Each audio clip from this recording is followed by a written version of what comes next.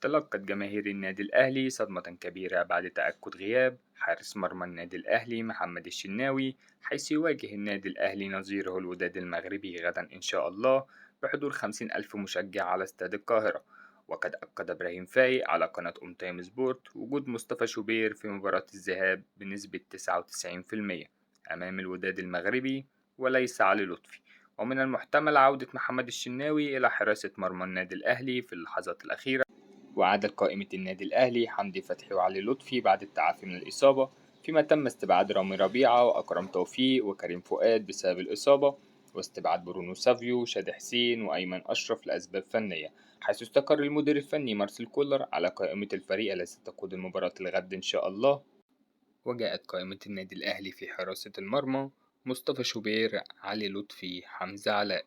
وفي خط الدفاع علي معلول، محمد عبد المنعم، محمود متولي، ياسر إبراهيم، محمد هاني، خالد عبد الفتاح. في خط الوسط أليو ديانج، مروان عطية، حمدي فتحي، عمرو السولية، محمد مجدي قفشة، أحمد القندوسي. وفي الهجوم بيرسي تاو، حسين الشحات، أحمد عبد القادر، طاهر محمد طاهر، محمود عبد المنعم كهربا، ومحمد شريف.